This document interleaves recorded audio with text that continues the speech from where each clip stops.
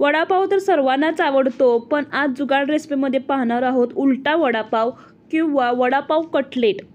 अगदी खायला कमाल लागतात, करायला अगदी सोपी रेसिपी आहे। चला तर हे उलटा वडापाव कसा करायचा त्यासाठी साहित्य पाहू।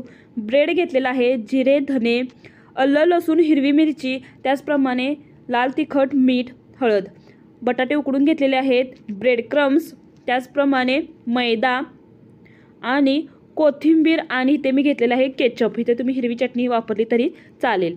आता सर्वप्रथम एका पॅनमध्ये धने आणि जिरे छान भाजून घ्यायचे आणि याची आपण थोडीशी दरदरी पावडर तयार करणार आहोत। आता मसाला तयार करणार आहोत, त्यासाठी हिरवी मिरची, आलं, लसूण आणि कोथिंबीर, अगदी हा ठेचा तयार होतो। पाणी न घालता आपण हे वाटण तयार करून घ्यायचं। आता आपण एका पॅनमध्ये थोडंसं तेल घालायचं आणि हे धने जिरे थोडेसे आपण दरदरे पिसले होते ते घालायचे। त्यानंतर ठेचा घालायचा आणि हे मिक्स करून घ्यायचं। आता इथे आपण घालायचे मसाले, हळद, चवीनुसार मीठ आणि 1 चम्मच गरम मसाला। आणि आता आपण उकडलेले बटाटो आपण कट केलेले होते ते यामध्ये घालायचे आणि हे छान मिक्स करून घ्यायचं। आता हे बटाटे आपण मिक्स केल्यानंतर तुम्ही मॅशरने किंवा अशा प्रकारे मी दाखवलेलं आहे वाटीने तुम्ही मॅश करून घ्यायचे। ही पूर्ण भाजी अशा प्रकारे मॅश केल्यानंतर अगदी छान टेस्ट लागते।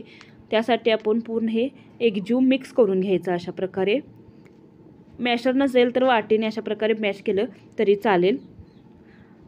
अशा प्रकारे आपली भाजी आता तयार आहे। आता आपण ब्रेड घेतलेले आहेत आणि पेल्याच्या सहाय्याने अशा प्रकारे आपण शेप दिलेला आहे, फक्त मधला भाग आपण काढून घेतलेला आहे। अशा प्रकारे हे चारही ब्रेडचं काढून घ्यायचं। आता हे राहिलेलं ब्रेडचं आपण ब्रेड क्रम्स करणार आहोत, म्हणजेच मिक्सरला वाटण तयार करून घ्यायचं। हेचं अशा प्रकारे वाटून पाणी न घालता असं फक्त बारीक करून घ्यायचं ब्रेड क्रम्स। असं आपण या मैदा घेतलेला आहे 2 चम्मच, त्यामध्ये थोडं पाणी घालायचं आणि हे मिक्स करून घ्यायचं। सर्व गुठळ्या ह्या बॅटरमधल्या काढून घ्यायच्या।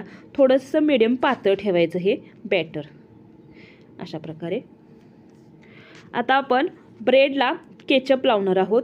जर तुमच्याजवळ हिरवी चटणी असेल तर तुम्ही हिरवी चटणी लावू शकता, शेजवान चटणीही लावू शकता।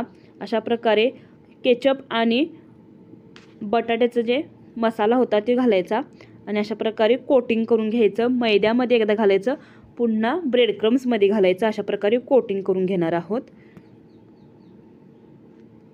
अशा प्रकारे आपण सर्व वडापाव तयार करून घेतलेले आहेत। आता आपण यांना मीडियम फ्लेमवरती नॉर्मल तेल गरम झाल्यानंतर थोडंसं आपण हे तळून घेणार आहोत। तळताना लक्षात ठेवायचं अशा प्रकारे वरती थोडंसं तेल घालायचं, जेणेकरून खालील बाजू आणि वरील बाजू भाजली जाईल। आणि अशा प्रकारे मीडियम गॅसवरती आपण हे तळून घ्यायचं। अशा प्रकारे जर आपल्या कडेतील बाजू जर भाजली नसेल तर अशा प्रकारे तुम्ही भाजून घेऊ शकता। अशा प्रकारे सर्व आपण वडापाव तळून घेतलेले आहेत। अगदी तेलही राहत नाही, पाहू शकता। अगदी खायला कुरकुरीत आणि अगदी कमाल लागतात, जरूर करून पहा। अशा प्रकारे मी दाखवत आहे, अगदी छान टेस्ट लागते। आणि कशी वाटली ही रेसिपी? जुगाड रेसिपीला जरूर सबस्क्राईब करा। अशाच नवनवीन रेसिपीसाठी कमेंट करा, सबस्क्राईब करा। धन्यवाद।